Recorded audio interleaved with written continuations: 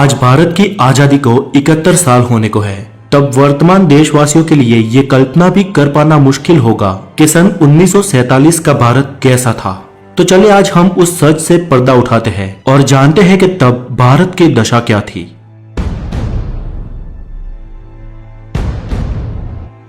साक्षरता की बात करें तो आजादी के वक्त पूरे अखंड भारत में सिर्फ 12% लोग ही पढ़ और लिख सकते थे। पूरे देश में कुल 5000 हाई स्कूल थी, 600 कॉलेज और 25 यूनिवर्सिटीज थी। चले इसे थोड़ा सलीके से मुद्दे के मुताबिक समझते हैं। 1947 में भारतीय रेलवे 16 अप्रैल 1853 के दिन भारत में पहली बार मुंबई के बोरी बंदर से थाने के बीच 20 डब्बों वाली ट्रेन चली। इस सफर में महज 33 किलोमीटर के अंतर को काटने के लिए 3 स्टीम इंजन लगाए हुए थे। फिर भी सफर को तय करने में ट्रेन को पूरे 75 मिनट लगे। धीरे धीरे तकनीकी सुधार होते रहे और जब अंग्रेज भारत छोड़कर गए तब पाकिस्तान और बांग्लादेश को मिलाकर पूरे देश की रेलवे लाइन 65,185 किलोमीटर लंबी थी। देश की पूरी रेल व्यवस्था देसी रजवाड़ों और प्राइवेट कंपनियों में बटी हुई थी, जिसे आजादी के तुरंत बाद भारतीय सरकार ने अपने कंट्रोल में लेना शुरू कर दिया। किराए की बात करें तो पाई से लेकर कुछ आने तक था। 1947 में बॉम्बे में कुल 204 ट्रेनें दौड़ती थी। बॉम्बे शहर की आबादी तब 16 लाख हुआ करती थी, पर उस वक्त बॉम्बे की सीमा सिर्फ अंधेरी तक ही थी। अंधेरी के बाद का इलाका जोगेश्वरी आउट ऑफ बॉम्बे में गिना जाता था। सन 1947 में भारतीय मोटर गाड़ी। सन 47 तक भारत में हिंदुस्तान मोटर्स और महिंद्रा एंड महिंद्रा जैसी गाड़ियों का जमाना आ चुका था। यातायात की बात करें तो ओपन डबल डेकर और सिंगल डेकर जैसी बसें दौड़ती थी। किराया तब कुछ 4 आने के आसपास था और पेट्रोल के दाम 41 पैसे प्रति लीटर थे। सन 1928 में अमेरिकन कंपनी जनरल मोटर्स का भारत में आगमन हुआ था। जनरल मोटर्स के शेवरलेट ट्रक भारत में बहुत चलते थे, लेकिन आजादी के बाद ही 1948 में भारत सरकार ने जनरल मोटर्स कंपनी की छुट्टी कर दी, क्योंकि जनरल मोटर्स हमारी देसी मोटर कंपनी हिंदुस्तान मोटर्स को कड़ी चुनौती दे रही थी। लेकिन इतिहास ने अपने आप को फिर दोहराया।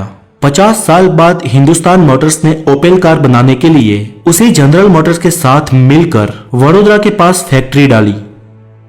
1947 में भारतीय विमान व्यवहार।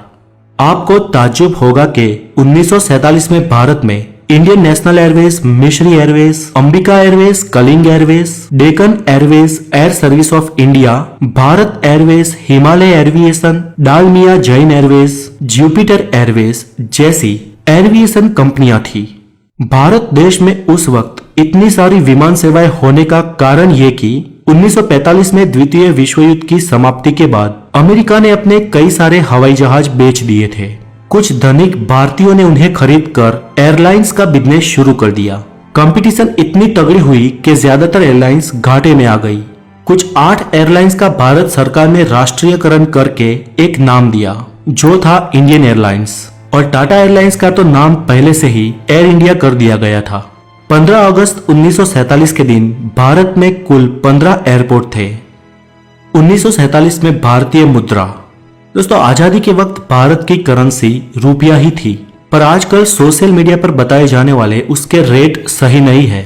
सोशल मीडिया पर आमतौर पर यह मैसेज वायरल होते हैं कि तब भारत का 1 रुपया 1 डॉलर के बराबर था, लेकिन वास्तव में सन 1947 में 1 डॉलर बराबर 3.13 इंडियन रुपीस था और 1 पाउंड बराबर 13.33 इंडियन रुपीस। बेशक रुपया तब आज की वैल्यू के मुकाबले बहुत मजबूत था। बंटवारे के दूसरे ही दिन पाकिस्तान के सामने ये प्रश्न था कि वो अपने देश में आर्थिक व्यवहार किस मुद्रा में करे, क्योंकि तब नोट छापने की 6 प्रिंटिंग मशीनें थी और 6 की 6 भारत की थी। इसलिए पाकिस्तान ने परमिशन लेकर भारत के ही नोट पर हुक्म पाकिस्तान लिखकर अपना काम चलाया। सन 1947 में चीजों के दाम। तब अच्छी क्वालिटी के 1 किलो चावल 26 पैसों में मिलते थे, शक्कर 57 पैसे किलो थी, केरोसिन 23 पैसे लीटर और 55 किलो सीमेंट सिर्फ 3 रुपए में मिलती थी। तब 1 तोला गोल्ड की कीमत 103 रुपए थी। वैसे गोल्ड की कीमत विश्व युद्ध से पहले 39 इंडियन रुपीस थी, लेकिन विश्व युद्ध के बाद उसे अचानक बढ़ा दिया गया। इसलिए ये कीमत उस वक्त के लोगों को बहुत अधिक लग रही थी, और लगती भी क्यों ना, तब लोगों की आय भी तो बहुत कम थी। उस वक्त भारतीयों की एवरेज इनकम सालाना, आई रिपीट सालाना 265 रुपए थी। इतनी कम इनकम होने के कारण ज्यादातर लोग महंगाई कम होने के बावजूद भी उतने मजे नहीं ले सकते थे और आज के दौर में हम अधिक महंगाई में भी मजे मार रहे हैं।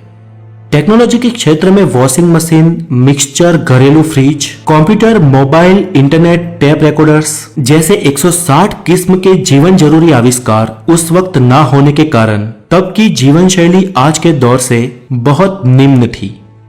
1947 में भारतीय सिनेमा आजादी के साल ही भारतीय प्रोड्यूसर्स ने कुल 283 फिल्में बनाई थी और ऑन एवरेज एक फिल्म 1.5 लाख रुपए के खर्च से बनी थी। बंटवारे के बाद भारत में कुल थिएटर्स की संख्या 1384 थी, जबकि अलग हुए पाकिस्तान में कुल 117 थिएटर्स थे। तो दोस्तों, हमारे पुरखों ने जिए उस दौर की बातें आपको कैसी लगी हमें कमेंट बॉक्स में जरूर बताएं। और अगर आप नए हैं तो द नॉलेज को जरूर सब्सक्राइब करें और हो सके इतने इस वीडियो को लाइक और शेयर करें। आपकी शुभकामनाओं के साथ फिर मिलेंगे हेल्दी नॉलेज के साथ। तब तक के लिए खुश रहे। वंदे मातरम। Take care.